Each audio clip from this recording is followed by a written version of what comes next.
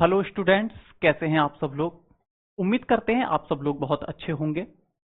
हम अपनी next class में एग्जाम ओरिएंटेड करंट अफेयर्स की नेक्स्ट क्लास में हम एक टॉपिक आपके लिए लेकर आए, जैसा आपने थंबनेल पर देखा होगा, दल बदल विरोधी अधिनियम। मैंने कुछ, जैसे आजकल एसएससी का एग्जाम चल रहा है, तो कुछ स्टूडेंट्स से सुना कि भाई पूछे जाने वाले क्वेश्चंस में पॉलिटी के क्वेश्चंस कुछ ज्यादा हैं।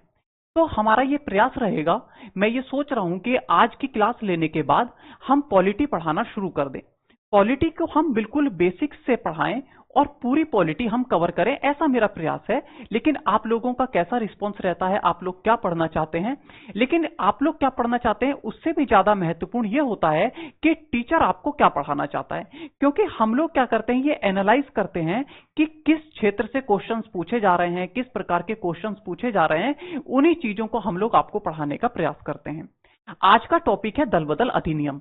ये मैं आपको बहुत अच्छी तरीके से पढ़ाने का प्रयास करूंगा और मैं कोशिश करूंगा कि आप हर पॉइंट को इसके समझ पाएं और एग्जाम में किस प्रकार के क्वेश्चंस, जैसे हम समझें कि पीसीएस से लेकर पीसीएस, एसएससी, रेलवेज या किसी भी छोटे यूपी ट्रिपल एससी या पुलिस के एग्जाम्स में किस किस प्रकार के क्वेश्चंस पूछे जा सकते हैं, उन सब बातों को हम लोग करने का प्रयास करेंगे।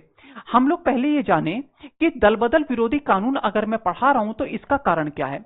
ऐसा कुछ सुनने में आया कि तेलंगाना में कुछ दल बदल के मामले में अध्यक्ष के पास, यानी कि विधानसभा के अध्यक्ष के पास कुछ मामला गया, लेकिन उसमें डिले होने के कारण दल बदल कानून पर कोई निर्णय नहीं हुआ, उसमें काफी डिले हुआ और इसी कारण से कुछ ये दल बदल विरोधी अधिनियम चर्चा में रहा।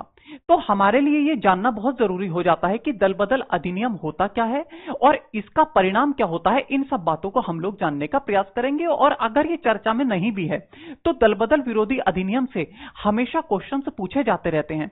किस किस क्षेत्र से क्वेश्चन पूछे जाते हैं ये मैं आपको बताने का प्रयास करूंगा। ठीक है, तो पहली बात तो यह है कि दल बदल होता क्या है। आप लोग बड़े साधारण तरीके से और उदाहरण से आप लोग समझने का प्रयास कीजिए।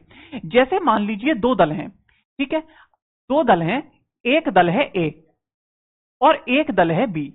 मान लीजिए दोनों दलों ने चुनाव लड़ा, क्योंकि अगर मुझे दल बदल विरोधी अधिनियम आपको पढ़ाना है तो आपको पता होना चाहिए कि दल बदल होता क्या है और दल बदल से क्या नुकसान होते हैं। तभी तो दल बदल विरोधी अधिनियम लाया गया कि दल बदल नहीं होना चाहिए, तो कोई ना कोई तो इससे नुकसान होता होगा। जैसे मान लीजिए ए और बी दो पार्टियां हैं, मतलब कि दो पार्टियां हैं जो चुनाव लड़ रही हैं। अब ये दो पार्टियां अगर चुनाव लड़ रही हैं तो जीतेगी तो एक ही। मान लीजिए कि बी विजयी होती है, तो इसका मतलब यह है बी पार्टी अगर विजय हुई है तो ए ने भी कुछ तो सीटें प्राप्त करी होंगी। मान लीजिए ए ने 5 सीटें प्राप्त करी, ठीक है, और बी ने जो है 15 सीटें प्राप्त करी, तो इसका मतलब बी विजयी रही और बी पार्टी की जो है गवर्नमेंट बनेगी। क्या बनेगी? बी पार्टी की गवर्नमेंट बनेगी। इन्हीं का अपना प्रधानमंत्री होगा और इनके ही अपने मंत्री परिषद में मंत्री होंगे। लेकिन यहां पर ए पार्टी के जो ये 5 सदस्य जीते, अब इनके दिल में ऐसा आता है कि अगर हम भी बी पार्टी में शामिल हो जाते तो हो सकता है हमें भी मंत्री पद मिल जाता। यानी कि किस कारण से, या तो उनके मन में एक लालच का भाव आ जाए या फिर मंत्री पद ग्रहण करने का भाव आ जाए। इस भाव से क्या होता है कि ये पांचों अपना दल छोड़कर बी में जाने का प्रयास करते हैं। ठीक है, अब अगर वो बी में जाने का प्रयास करेंगे, इसके लिए ये 5 व्यक्ति कुछ ना कुछ भ्रष्टाचार करने का भी प्रयास करते हैं कि हम किसी ना किसी तरीके से बी दल में चले जाएं, क्योंकि बी दल की सरकार बनेगी तो हो सकता है हमें वहां पर मंत्री पद मिल जाए।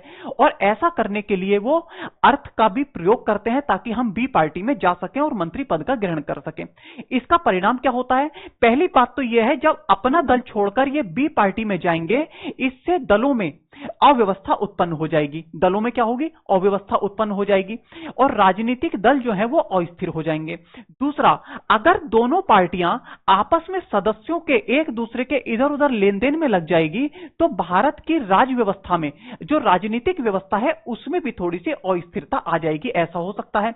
और दूसरी बात, लेकिन अगर ये 5 मेंबर अगर बी में जाने का प्रयास करेंगे, अगर ये अर्थ का प्रयोग करके या किसी भी लुभावनी चीज का प्रयोग करके बी में जाने का प्रयास करते हैं, तो इससे भ्रष्टाचार को भी बढ़ावा मिल सकता है। मतलब यह है कि अगर कोई भी नेता जो जीत गया है और अगर वो दूसरे दल में, जो दल सत्ता में है, अगर उसमें जाने का प्रयास करता है, तो इससे राजनीतिक अस्थिरता उत्पन्न होती है। और इसी राजनीतिक अस्थिरता को रोकने के लिए यहां पर दल बदल विरोधी कानून लाया गया। इसके लिए क्या किया गया? इसके लिए 1985 में, कब? 1985 में 52वां संविधान संशोधन अधिनियम, 52वां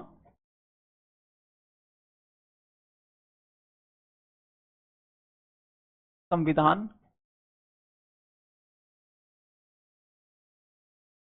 संशोधन किया गया। ठीक है, अब इसी दल बदल को रोकने के लिए 1985 में एक 52वां संविधान संशोधन अधिनियम किया गया और इसी 52वें संविधान संशोधन अधिनियम को दल बदल विरोधी अधिनियम कहा गया। इस अधिनियम में कुछ प्रावधान किए गए, मतलब किस प्रकार से अगर कोई नेता अपनी पार्टी को छोड़कर दूसरी पार्टी में जाता है तो उसको अयोग्य ठहरा दिया जाएगा। अच्छा, अयोग्य ठहराने का परिणाम क्या होगा? परिणाम यह होगा कि जिस सदन से, जैसे मान लीजिए लोकसभा में, जैसे मैंने कहा एक पार्टी में ए में 5 सदस्य सेलेक्ट हुए थे और अगर वो अपना दल छोड़कर अगर बी में जाने का प्रयास करता है तो उसको दल बदल का विरोधी कहा जाएगा। अगर उसको दल बदल का विरोधी ठहरा दिया गया तो उस नेता पर क्या प्रभाव पड़ेगा, यह जानने का हम प्रयास करेंगे। उस नेता की जो इस सदस्यता ग्रहण करी थी उसने लोकसभा की या किसी भी सदन की सदस्यता ग्रहण करी थी, उस सदन की सदस्यता उसकी समाप्त कर दी जाएगी। यह उसका क्या होगा? दंड होगा। इसी को कहा गया दल बदल विरोधी अधिनियम। अब 52वें संविधान संशोधन अधिनियम को क्या कहा जाता है? दल बदल विरोधी अधिनियम कहा जाता है। इस 52वें संविधान संशोधन अधिनियम के द्वारा भारतीय संविधान में एक 10वीं अनुसूची जोड़ दी गई। क्या जोड़ दी गई? 10वीं अनुसूची।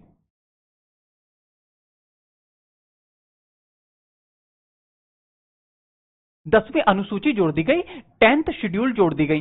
सबसे पहला सवाल तो यह बनता है कि भारतीय संविधान में कितनी अनुसूचियां हैं? तो आप कहेंगे भारतीय संविधान में कुल 12 अनुसूचियां हैं वर्तमान में। कितनी है? 12 अनुसूचियां हैं वर्तमान में। जब मैं आपको पॉलिटी बिल्कुल बेसिक्स से पढ़ाऊंगा और बेसिक्स में हम पृष्ठभूमि को पढ़ाएंगे और फिर उसके बाद संविधान की कुछ विशेषताएं बताएंगे, वहां पर हम अनुसूचियों को बहुत ही गहराई से पढ़ने का प्रयास करेंगे। हम देखेंगे कि मूल रूप से कितनी अनुसूचियां थी और उसके बाद ये 4 अनुसूचियां जो जोड़ी गई, 12 कर दी गई, ये किस किस प्रकार से जोड़ी गई, हम वहीं पर बात करने का प्रयास करेंगे। लेकिन आप याद रखेंगे कि वर्तमान में भारतीय संविधान में कुल 12 अनुसूचियां हैं। इसमें जो 10वीं अनुसूची है वो किससे संबंधित है? वो दल बदल विरोधी अधिनियम से संबंधित है, दल बदल से संबंधित है। ठीक है, और 10वीं अनुसूची को किसके द्वारा जोड़ा गया? तो 52वें संविधान संशोधन के द्वारा जोड़ा गया। 10वीं अनुसूची किससे संबंधित है? दल बदल से। बहुत ही सुंदर सा एक सवाल एग्जाम में पूछ लिया जाता है, चाहे आप एसएससी का एग्जाम दे रहे हो, चाहे रेलवे का एग्जाम दे रहे हो, चाहे आप यूपी ट्रिपल एससी का या किसी भी पुलिस एग्जाम दे रहे हो, वहां पर इतने सवाल यहां से बन सकते हैं। पहली बात, 10वीं अनुसूची को किसके द्वारा जोड़ा गया? तो 52वें संविधान संशोधन अधिनियम 1985 के द्वारा जोड़ा गया। 10वीं अनुसूची किससे संबंधित है? तो दल बदल कानून से संबंधित है। और भारतीय संविधान में कुल कितनी अनुसूचियां हैं? तो कुल 12 अनुसूचियां हैं। अब हम आगे बढ़ते हैं, हम ये बात जानने का प्रयास करते हैं कि किस स्थिति में नेता को जो चुना गया है उसको निर्हर्त घोषित कर दिया जाता है। आप थोड़ा सा एक बातों को और समझने का प्रयास कीजिए। आप इतनी बात समझे कि 52वां संविधान संशोधन, 10वीं अनुसूची जोड़ी गई, दल बदल से संबंधित है, 1985 में जोड़ी गई। यह एग्जाम की दृष्टि से बहुत इंपॉर्टेंट है। पहली बात यह है, अगर कुछ शब्दों को आप देखें, हम जब भी पॉलिटी में यूज करते हैं तो हम निर्हरता का यूज करते हैं। हम किसका प्रयोग करते हैं? निर्हरता का। ठीक है, इसका अर्थ होता है इलिजिबल, इन एलिजिबल। ठीक है, इसका अर्थ होता है इन एलिजिबल। अगर इंग्लिश में कहें, इन एलिजिबल का अर्थ होता है निर्हरता, क्योंकि योग्यता में, एबिलिटी में, एलिजिबिलिटी में और एबिलिटी में, इनमें अंतर होता है। इनमें अंतर क्या होता है मैं आपको इंग्लिश में पढ़ाऊंगा कि कौन व्यक्ति योग्य होगा, कौन व्यक्ति एलिजिबल होगा, कौन व्यक्ति एफिशिएंट होगा। ये सबके अर्थ तो योग्य से निकल के आते हैं, लेकिन इनमें कुछ माइन्यूट अंतर होता है। आज मैं आपको बताने का प्रयास नहीं करूंगा, जब इंग्लिश में आपको पढ़ाऊंगा तब हम वहां पर बताने का प्रयास करूंगा, क्योंकि हमारा टॉपिक है निर्हरता, मतलब किस सदस्य को निर्हर्त घोषित किया जा सकता है। तो पहली बात देखिए, यदि कोई दल में से, जैसे ए और बी दो दल थे, अगर ए दल में से अगर कोई व्यक्ति अपना दल छोड़कर दूसरे दल में जाता है तो उस व्यक्ति को दल बदल का विरोधी माना जाएगा। दल बदल का विरोधी मानने का परिणाम क्या होगा? उसका परिणाम होगा कि उसके सदन की सदस्यता समाप्त कर दी जाएगी। तो पहली बात क्या हुई कि अगर कोई व्यक्ति अपना दल, जिस दल से वो चुना गया है, जैसे ए दल से मैंने कहा 5 सदस्य चुने गए थे, अगर जिस दल से वो चुना गया है इस दल को छोड़कर अगर वो दूसरे दल में जाता है तो उस व्यक्ति को दल बदल विरोधी माना जाएगा। और दल बदल विरोधी माने जाने के कारण उसकी सदन की सदस्यता, मान लीजिए ये लोकसभा का चुनाव था, किसका चुनाव था? लोकसभा का। तो ये जो 5 सदस्य थे ये लोकसभा के सदस्य थे। अगर इस सदस्य ने अगर बी में जाने का प्रयास किया तो इसको दल बदल विरोधी कहा गया और इसकी लोकसभा की सदस्यता क्या कर दी जाएगी? समाप्त कर दी जाएगी। ठीक है, पहली बात हुई कि कोई भी व्यक्ति अगर अपने दल से चुना जाता है तो अपना दल छोड़कर दूसरे दल में नहीं जा सकता। ठीक है, दूसरी बात हम देखते हैं, जैसे मान लीजिए बी में मैंने कहा 15 सदस्य बी से चुने गए थे। अगर किसी भी विधेयक पर, जैसे कोई विधेयक आता है तो उस विधेयक पर मतदान किया जाता है। लोकसभा में मतदान होता है, राज्यसभा में भी मतदान होता है। अगर कोई विधेयक लाया गया और वो ये 15 सदस्य अगर बी पार्टी के विरुद्ध अगर मतदान करते हैं, अपनी पार्टी के विरुद्ध अगर मतदान करते हैं तो इनको पार्टी का विरोधी माना जाएगा। और इस विरोधी माने जाने के कारण इनको दल बदल का विरोधी माना जाएगा। कब माना जाएगा? अगर वो सदस्य अपनी पार्टी के, जिस पार्टी से वो चुने गए हैं, अगर उनके निर्देशों के विरुद्ध अगर वो मतदान करते हैं या फिर वो मतदान में अनुपस्थित रहते हैं तो उन्हें दल बदल का विरोधी माना जाएगा। ठीक है, जैसे मान लीजिए ए पार्टी है, अगर ये इन 5 को बताती है कि वहां पर मतदान करना है या नहीं करना है, और अगर ये इस निर्देश के विरुद्ध अगर कार्य करते हैं या मतदान में अनुपस्थित रहते हैं तो इनको दल बदल का विरोधी माना जाएगा। और दल बदल का विरोधी माने जाने के कारण क्या परिणाम होगा? इनकी लोकसभा की सदस्यता समाप्त कर दी जाएगी। तो दूसरा पॉइंट क्या हुआ कि अपने ही दल के मुताबिक उन्हें मतदान करना होगा। तीसरी बात हम देखेंगे कि अगर कोई व्यक्ति निर्दलीय चुना जाता है, आप देखते हैं कि कुछ व्यक्ति किसी पार्टी से इलेक्शन लड़ते हैं, कुछ व्यक्ति किसी पार्टी से इलेक्शन लड़ते हैं, और कुछ ऐसे होते हैं जो स्वतंत्र अपना इलेक्शन लड़ते हैं, उन्हें कहते हैं निर्दलीय सदस्य। अगर कोई सदस्य निर्दलीय चुनाव लड़ता है और वो चुनाव अगर जीत जाता है और अगर वो जीतने के बाद अगर किसी दल में शामिल हो गया, जैसे मान लीजिए कोई व्यक्ति है राहुल, अगर वो निर्दलीय चुनाव लड़ता है और वो जीत जाता है, यानी कि जीतने का मतलब है वो लोकसभा का सदस्य हो गया। और ये अगर जीतने के बाद अगर ए में शामिल होने का, ए में तो शामिल होना नहीं चाहेगा, वो बी में शामिल होना चाहेगा क्योंकि बी पार्टी सत्ता में है। अगर वो बी में शामिल होता है तो उसको दल बदल विरोधी माना जाएगा और इसकी लोकसभा की सदस्यता क्या कर दी जाएगी? समाप्त कर दी जाएगी। यानी कि अगर कोई व्यक्ति निर्दलीय चुना जाता है और वो किसी दल में शामिल होने का प्रयास करता है तो उसको दल बदल विरोधी माना जाएगा और उसकी लोकसभा की सदस्यता समाप्त कर दी जाएगी। आप ये सोच रहे होंगे, मैं बार बार कह रहा हूं कि उसकी सदन की सदस्यता समाप्त कर दी जाएगी, तो इस पर निर्णय करता कौन है? इस पर पीठासीन अधिकारी निर्णय करता है। जैसे लोकसभा का पीठासीन अधिकारी कौन होता है? अध्यक्ष। इसका अंतिम निर्णय करता कौन है? अध्यक्ष। कौन निर्णय करता है? अध्यक्ष निर्णय करता है कि कोई भी व्यक्ति या कोई भी नेता दल बदल विरोधी है या नहीं है, या इसकी सदन की सदस्यता समाप्त करनी है या नहीं करनी है। फिर इसकी जो इसका निर्णय होता है उसकी भी न्यायिक समीक्षा होगी। अभी इसको बताने के बाद में मैं उस बात पर चर्चा करूंगा, लेकिन बार बार ये बात सामने आ रही थी कि उसकी सदस्यता समाप्त कर दी जाएगी। तो आपके मन में आ रहा हो सर सदस्यता समाप्त करेगा कौन? तो सदन का पीठासीन अधिकारी, चाहे अध्यक्ष हो, राज्यसभा में सभापति या उपसभापति हो, क्योंकि राज्यसभा का सभापति कौन होते हैं? उपराष्ट्रपति। तो वहां की अध्यक्षता हम देखते हैं ज्यादातर सभापति तो जो उपसभापति करते हैं। तो राज्यसभा में पीठासीन अधिकारी सभापति या उपसभापति इसका बात का निर्णय करेगा, और लोकसभा में निर्णय जो करेंगे वो अध्यक्ष करेंगे। ठीक है, आगे बढ़ जाएं। फोर्थ पॉइंट क्या होता है?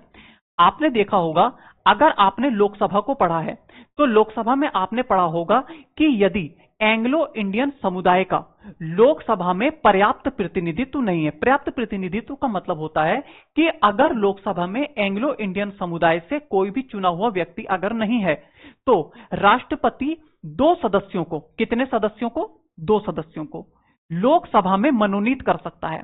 मनोनीत करने का अर्थ होता है,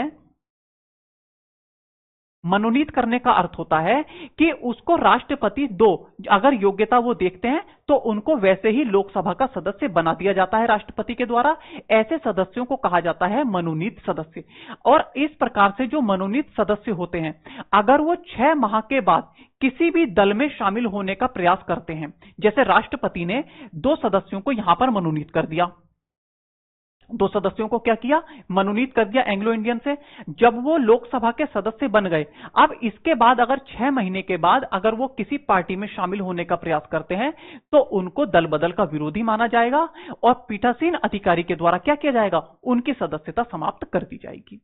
तो 4 ऐसी स्थितियां हैं जिसमें नेताओं को दल बदल का विरोधी माना जा सकता है और उनकी सदस्यता समाप्त की जा सकती है।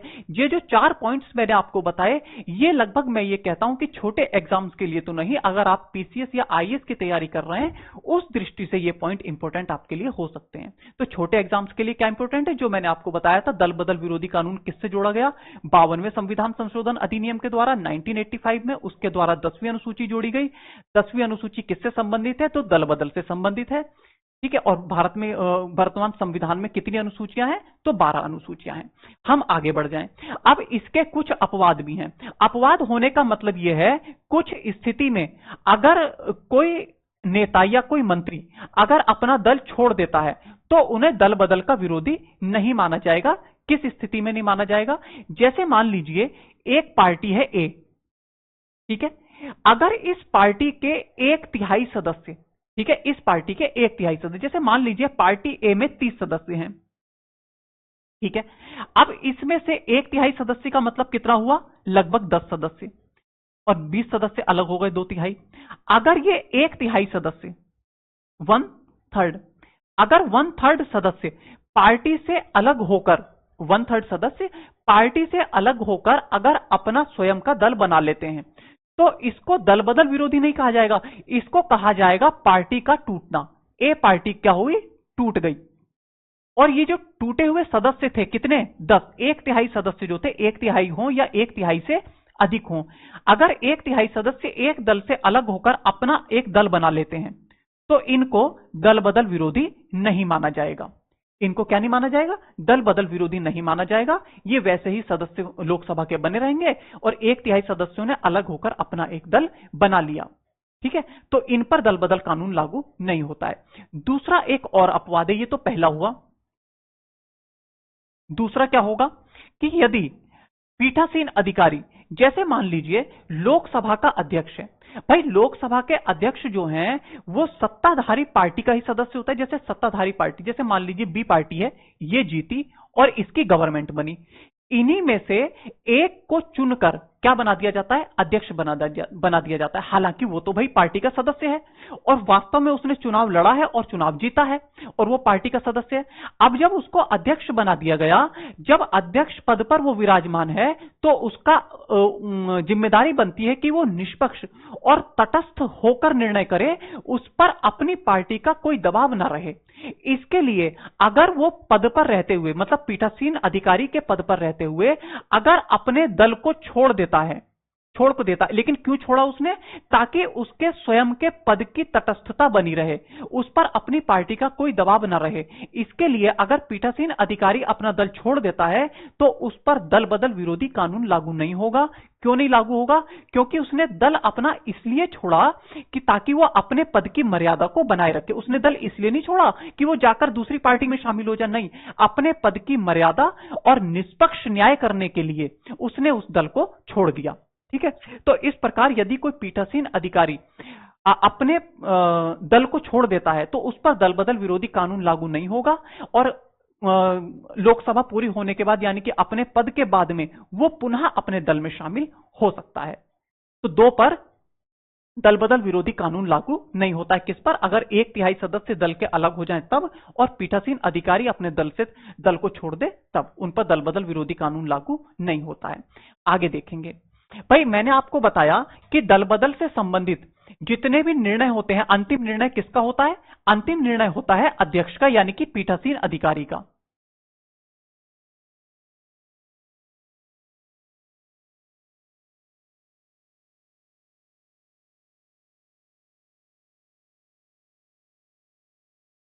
अंतिम निर्णय किसका होता है?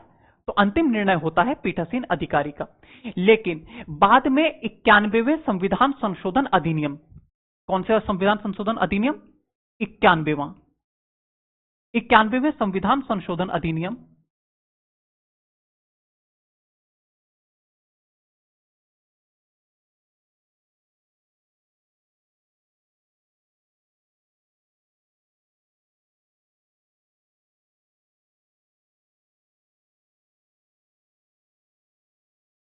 के द्वारा 2003 91वां संविधान संशोधन अधिनियम कब किया गया था? 2003 में किया गया था। इस अधिनियम के द्वारा एक व्यवस्था कर दी गई कि अगर पीठासीन अधिकारी द्वारा दल बदल विरोधी कानून के तहत अगर निर्णय लिया जाता है तो उसकी न्यायिक समीक्षा की जा सकती है। यह उच्चतम न्यायालय ने व्यवस्था करी कि इसके द्वारा लिए गए निर्णय की न्यायिक समीक्षा की जा सकती है। ऐसा हो सकता है कि किसी दुष्भावना के उद्देश्य से या किसी दबाव में आकर तो उसने निर्णय नहीं लिया है, इस बात की उच्चतम न्यायालय में न्यायिक समीक्षा की जा सकती है। किसके द्वारा व्यवस्था की गई? 91वां संविधान संशोधन अधिनियम। अब 91वें संविधान संशोधन अधिनियम के कुछ मुख्य प्रावधान है, वो मैं आपको बताने का प्रयास करूंगा। ये जो बात है कि पीठासीन अधिकारी के निर्णय की न्यायिक समीक्षा की जाती है, ये सिविल सर्विसेज और पीसीएस के एग्जाम्स के लिए, काफी प्रीलिम्स के लिए बहुत इंपॉर्टेंट बन जाता है। आप लोग इस बात को ध्यान रखेंगे। अब जो मैं पॉइंट्स बताने जा रहा हूं, ये जो पॉइंट्स हैं ये छोटे एग्जाम्स से लेकर सिविल सर्विसेज और पीसीएस सभी एग्जाम्स के लिए इंपॉर्टेंट है। पहला, 91वें संविधान संशोधन अधिनियम के द्वारा एक व्यवस्था करी गई, जैसे जब गवर्नमेंट बनती है, गवर्नमेंट में एक मंत्री परिषद होती है। देखो, जब मैं आपको संसद पढ़ाऊंगा, जब उसमें मंत्रिमंडल पढ़ाएंगे तो हम देखेंगे कि मंत्रिमंडल बहुत बड़ा होता है, उसमें एक मंत्री परिषद होती है जिसमें कैबिनेट मंत्री होते हैं। इन सब बातों को मैं बताने का प्रयास करूंगा, लेकिन आज 91वां संविधान संशोधन अधिनियम के तहत कुछ प्रावधान है, वो मैं आपको बताता हूं। अगर गवर्नमेंट जब बनती है तो उस पे जो मंत्री परिषद होती है वो लोकसभा के, किसके? लोकसभा के।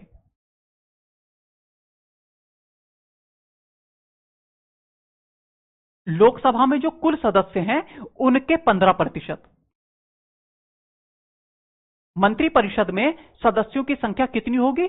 लोकसभा के सदस्य संख्या के 15%। किसके सहित? प्रधानमंत्री सहित। प्रधानमंत्री सहित मंत्री परिषद में कितने सदस्य होंगे? लोकसभा के 15%। इतने 15%। इतनी बात आप समझ पाए होंगे। पहला बात मैंने आपको बताई कि मंत्री परिषद में सदस्यों की संख्या जो होगी वो प्रधानमंत्री सहित लोकसभा की सदस्य संख्या के 15% से अधिक नहीं हो सकती। ठीक है। दूसरी बात, अगर किसी व्यक्ति को दलबदल का विरोधी ठहरा दिया गया है, अगर किसी व्यक्ति को दलबदल का विरोधी ठहरा दिया गया है तो वो मंत्री पद ग्रहण करने के भी अयोग्य हो जाएगा। क्यों हो जाएगा? क्योंकि भाई अगर किसी व्यक्ति को दलबदल विरोधी ठहरा दिया गया तो वो सदन का सदस्य रहता नहीं है। अब वो सदन का सदस्य नहीं रहेगा तो भाई उसको जो है मंत्री पद ग्रहण करने का भी अधिकार नहीं होगा। ये दूसरा पॉइंट है, और ये आर्टिकल संख्या कितने में है? आर्टिकल संख्या 75 में। आर्टिकल संख्या 75 में। ठीक है। यहां पर मैं एक बात और आपको बता दूं कि जब हम ये जो मैंने नेक्स्ट पॉइंट आपको बताया था कि वो मंत्री पद पर नहीं रह सकता, जब मैं आपको संसद के बारे में पढ़ाएंगे तब वहां पर हम देखेंगे कि कोई व्यक्ति अगर सदन का सदस्य नहीं है फिर भी उसको मंत्री बनाया जा सकता है, बशर्ते कि उसको 6 माह के भीतर किसी सदन की सदस्यता प्राप्त करनी होगी। ये बातें मैं आपको बाद में बताऊंगा। संसद बहुत अच्छा और बहुत बड़ा चैप्टर है, वो मैं आपको बड़े डिटेल में पढ़ाने का प्रयास करूंगा। दूसरी बात हम देखें, देखो यहां पर जो मैंने 2 पॉइंट पढ़ाए बिल्कुल सेम है, बस फर्क इतना सा है कि हमने यहां पर बात करी थी सेंट्रल गवर्नमेंट की, यहां पर हम बात करेंगे स्टेट गवर्नमेंट की। राज्यसभा में जो मंत्री परिषद होगी उसकी सदस्य संख्या राज्य की जो विधानसभा होगी उसका जो मंत्री परिषद होगी राज्य विधानसभा के सदस्यों की संख्या के 15% किस सहित? मुख्यमंत्री सहित राज्य विधानसभा के सदस्य संख्या के 15% से अधिक नहीं होगी। किससे अधिक नहीं होगी? 15% से अधिक नहीं हो सकती। ठीक है, लेकिन वो 12 से कम नहीं होगी। ठीक, यानी कि किसी राज्य में मान लीजिए विधानसभा में सदस्यों की संख्या कम है, मान लीजिए कि सदस्यों की संख्या जो है वो 50 है। अब 50 का अगर 15% हम निकालें तो 7.5 बैठेगा, यानी कि हम कह सकते हैं कि 8 सदस्य जो है मंत्री परिषद के सदस्य बनेंगे। तो हम 8 नहीं बना सकते, हमें कम से कम मंत्री परिषद में कितने सदस्य रखने होंगे? तो हमें 12 सदस्य रखने होंगे। ठीक है, राज्य की मंत्री परिषद में राज्य विधानसभा के 15% के बराबर सदस्य होने चाहिए मुख्यमंत्री सहित, लेकिन वो 12 से कम नहीं होने चाहिए। ठीक है, चौथा पॉइंट मैंने आपको क्या बताया कि अगर किसी भी व्यक्ति को, किसी नेता को अगर दल बदल के आधार पर अयोग्य ठहरा दिया गया, निरस्त कर दिया गया है, तो वो मंत्री पद ग्रहण करने के योग्य नहीं होगा। ये सब जो है 164 आर्टिकल संख्या क्या है इसका? 164। ठीक, तो मैंने आपको आज 52वां संविधान संशोधन अधिनियम, दल बदल, 10वीं अनुसूची और भारतीय संविधान में कुल कितनी अनुसूची हैं? 12 अनुसूची और 91वां संविधान संशोधन अधिनियम पढ़ाने का प्रयास किया। आगे हम अपने कंटेंट को और अच्छा करने का प्रयास करेंगे और मेरा प्रयास यही रहता है कि मैं केवल वही चीजें आपको पढ़ाऊं जो एग्जाम ओरिएंटेड हूं।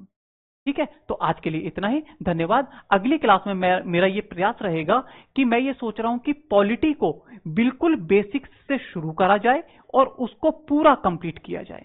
ठीक है, पॉलिटी हम शुरू करने का प्रयास करेंगे, देखते हैं आपका कैसा रिस्पॉन्स आता है, आप क्या चाहते हैं, फिर हम कंटिन्यू करेंगे। धन्यवाद।